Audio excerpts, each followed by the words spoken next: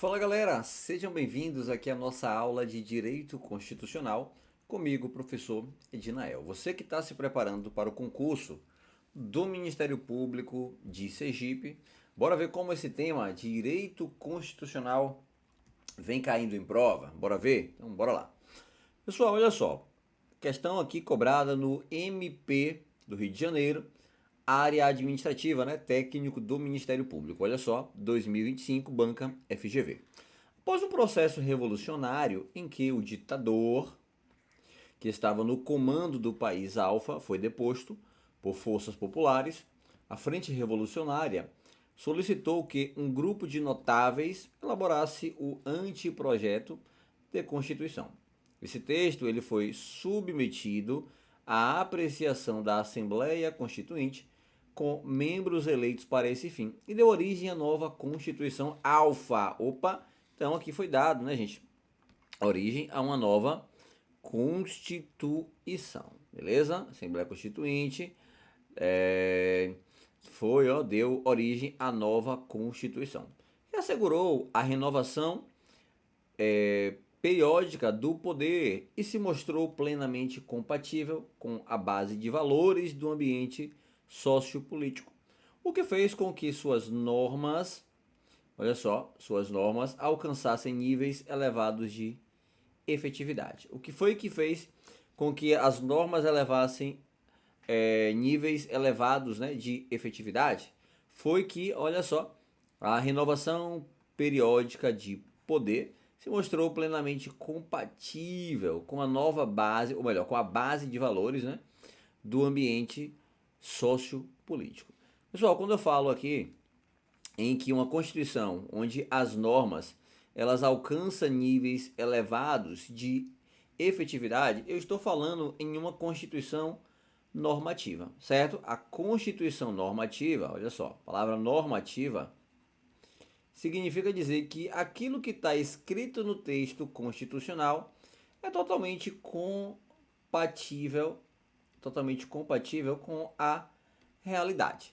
Não é uma Constituição onde ainda busca se alcançar aquilo que está no texto constitucional, como são as constituições nominais ou constituições nominalistas.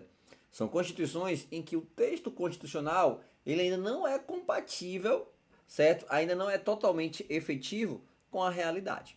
Então, se você pegar o artigo 3º da Constituição Federal, tem lá: construir uma sociedade livre, justa e solidária. Isso aí é algo que já foi efetivado ou é algo que ainda está próximo de acontecer, certo? Às vezes está até muito longe de acontecer. A Constituição brasileira é considerada uma Constituição normativa, certo? O texto constitucional é compatível com a realidade. Porém, tem doutrinadores que dizem que o texto constitucional está longe de ser compatível com a realidade, tá certo? Essa teoria, ou melhor, essa classificação ontológica, certo? Quem originou foi filósofo, né? Salvo engano, germânico, Karl Loewenstein, beleza? Então, a Constituição que as normas alcançam a elevados níveis de efetividade é uma Constituição normativa. A Constituição nominal é aquela que busca se alcançar, tá certo? O texto constitucional busca alcançar, a realidade ainda não foi alcançada por aquilo que está descrito no texto constitucional. Essa é a ideia de uma Constituição nominal. Constituição cesarista é aquela Constituição em que olha só, ela é submetida a uma aprovação popular, por meio de um plebiscito ou de um referendo, certo? Então, é uma Constituição onde ela não é outorgada nem promulgada. O que é a Constituição outorgada? Olha aqui, a letra D. Outorgada é a Constituição imposta, aquela que não há participação popular. Constituição promulgada é aquela Constituição em que há uma participação popular, como é a Constituição de 88, né? Considerada Constituição cidadã. Agora, Constituição cesarista é aquela que ainda vai ser passado por uma aprovação popular, né? Por meio de um referendo, por meio de um plebiscito.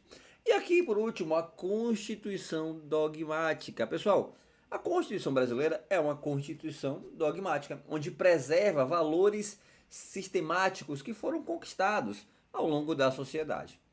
Como, por exemplo, os princípios fundamentais, direitos e garantias individuais e coletivas, né? Então, você tem aí valores que foram construídos pela sociedade, foram conquistados ao longo dos anos, tá certo?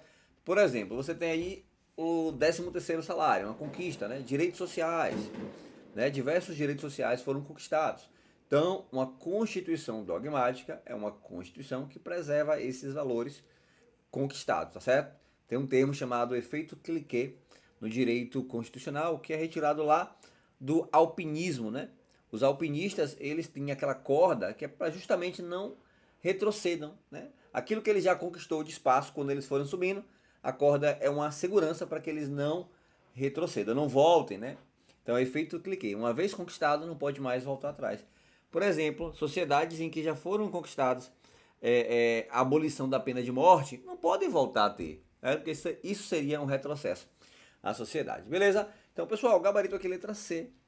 Aqui é um exemplo, né, de constituição normativa.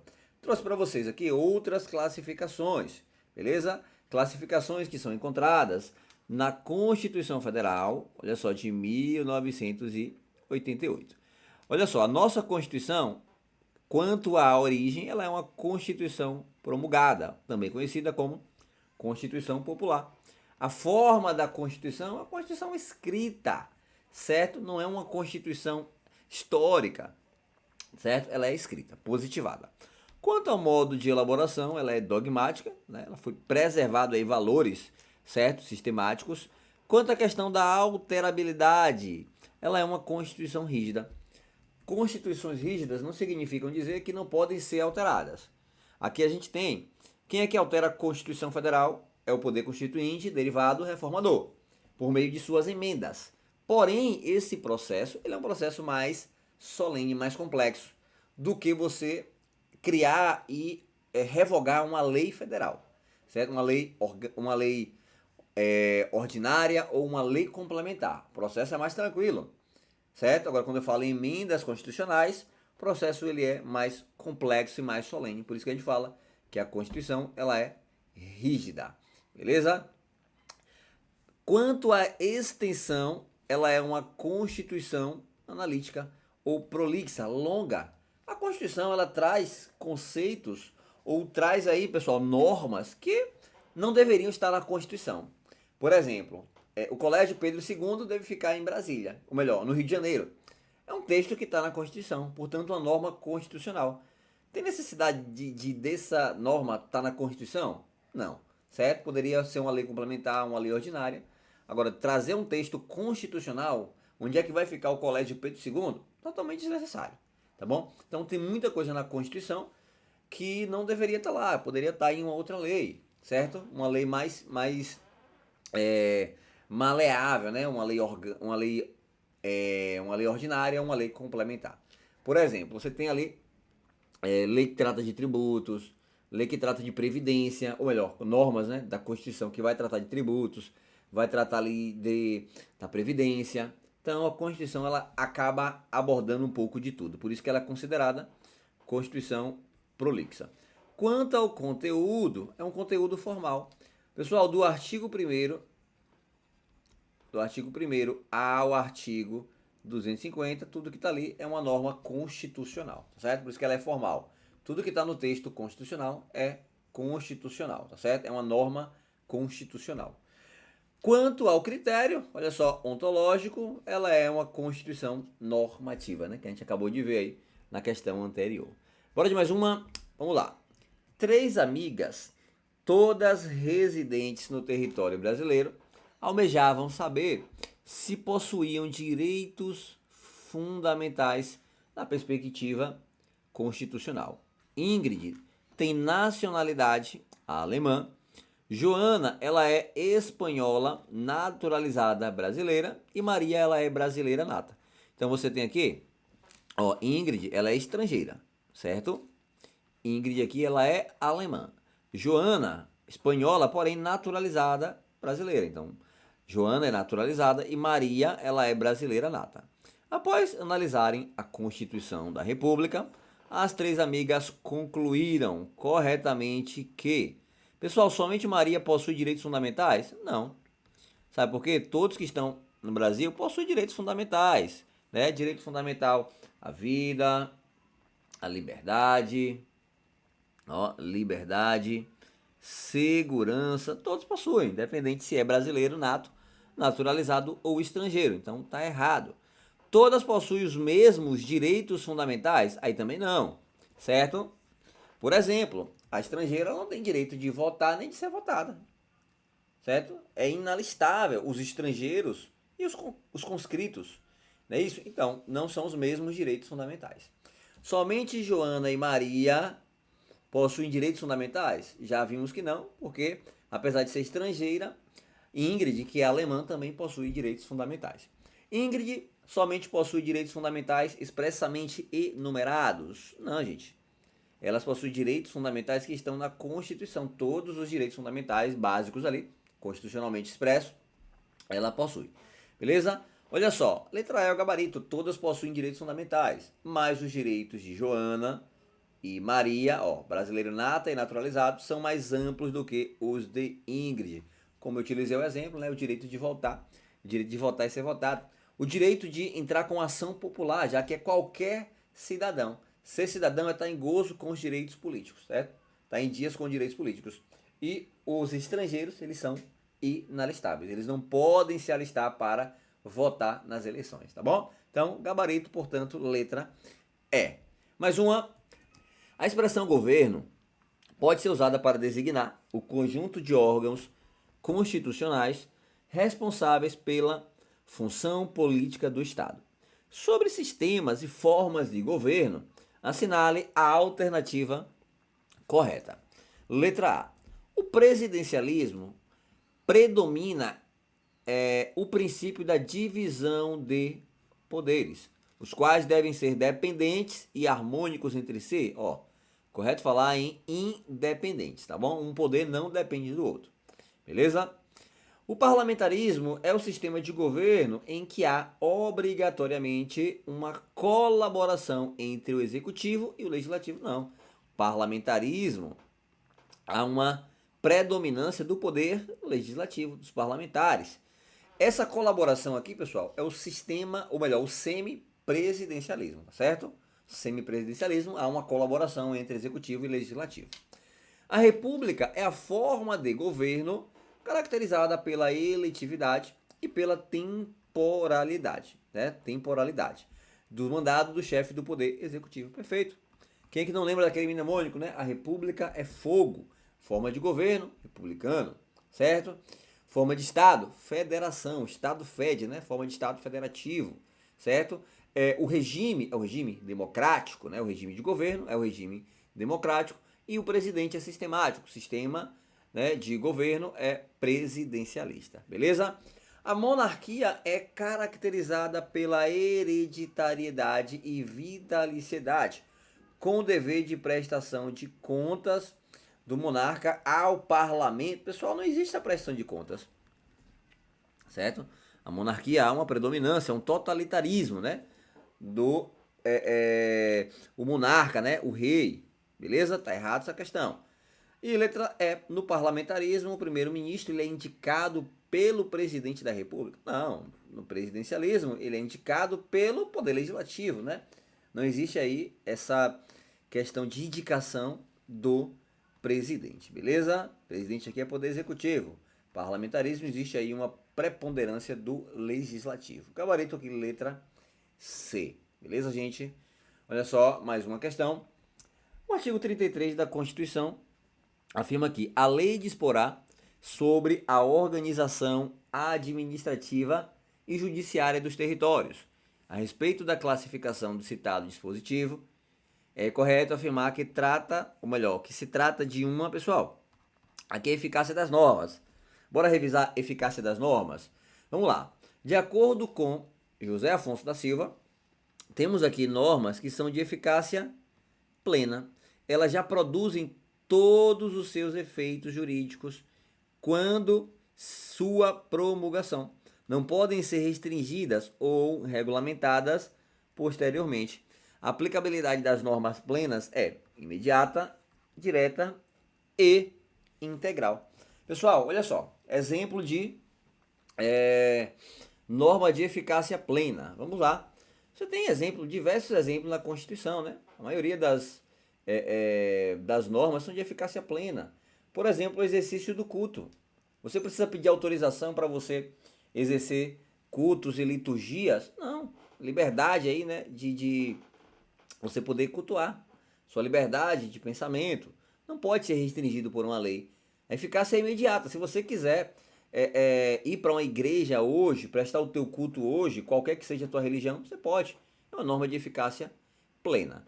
Ela pode ser reduzida? Não. Ela é integral. Então ela é integral. Ela é direta, não precisa de lei, certo? Para você exercer o seu culto. Você pode exercer em sua casa, na rua, na igreja. E ela é imediata, tá certo? A partir da publicação já tem efeitos, já podem ser aplicados. Você já tem a liberdade aí de exercer o seu culto. Existem também as normas que são de eficácia contida. Pessoal, norma de eficácia contida, elas nascem plena, porém elas podem ser reduzidas. Por isso que a gente fala que ela é imediata, ela é direta, porém ela não é integral. Ela pode ser reduzida. Ela nasce plena, porém ela pode ali, uma lei restringir. O melhor exemplo é o exercício de trabalho, ofício ou profissão. É livre, olha só como ela nasce. É livre o exercício de qualquer trabalho, exercício ou profissão, salvo aqueles que a lei, né, aqueles que exigem, né, uma condição especial. Por exemplo, você pode advogar se você tiver um OAB. Você pode ser médico se você exercer, fizer medicina, certo? Fizer residência, né? Então veja, trabalho é livre. Trabalho é livre. A exemplo do jornalista. O jornalista não precisa de diploma, certo? Você pode exercer qualquer que seja a sua profissão. Se você quiser ser pedreiro, se você quiser ser pintor, comerciante, certo? Empresário, é livre. Agora, existem algumas profissões em que a lei, ela, para poder preservar, né, aí a vida de outras pessoas, ela coloca ali uma limitação. Então, quando a lei pode limitar, certo? A gente chama essa norma de eficácia contida.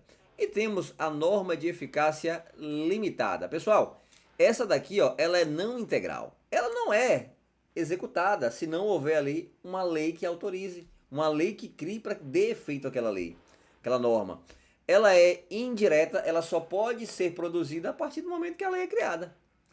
A norma tá lá, dizendo bem assim, ó, o servidor público poderá fazer greve nos termos da lei. Então tem que ter uma lei para poder dar uma eficácia a essa norma. Essa norma ela é parada, certo?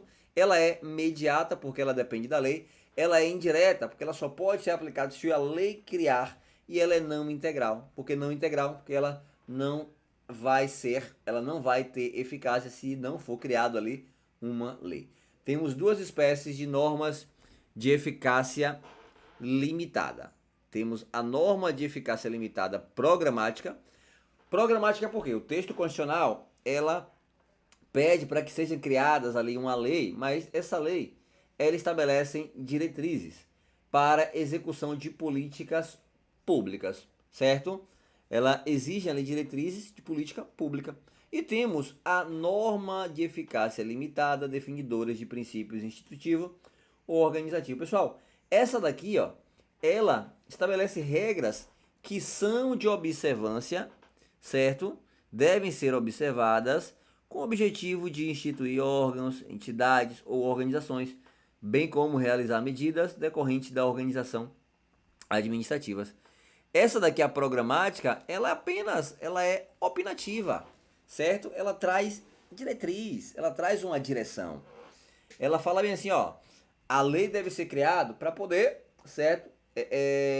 Essa norma valer, para ela ter efetividade. Porém, ela dá um direcionamento, ela dá uma diretriz, um norte de como é que essa lei deve ser criada. Já as normas de princípios institutivos, essa daqui, olha só, é de observância obrigatória, tá certo?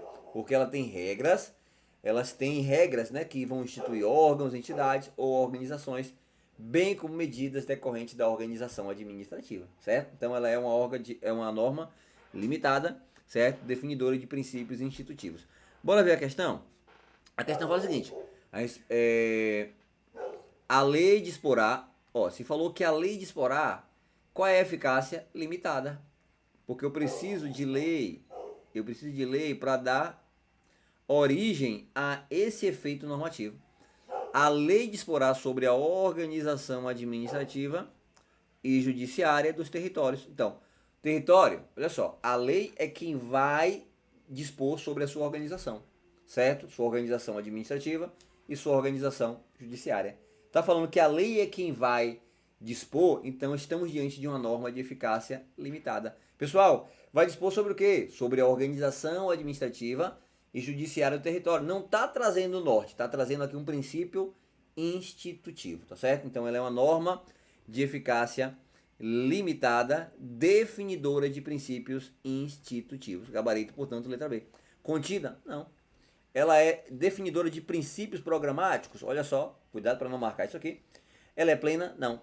Ela é direta? Não, ela é indireta. Precisa de uma lei para que dê efeito, certo? Dê eficácia a esta norma. Beleza? Pessoal, olha só, nosso curso aqui para o concurso do Ministério Público de Sergipe, valor promocional 197 ou 12 de 19,70, certo? O que é que vem aqui no combo? As disciplinas de direito, direito constitucional, administrativo, penal e processo penal. Além disso, temos aqui a organização do Ministério Público, tá certo? Então são 5 disciplinas por apenas R$ 197,00 ou em 12 de 19,70. Vou deixar o link aqui na descrição do vídeo. Forte abraço, bons estudos e até a próxima.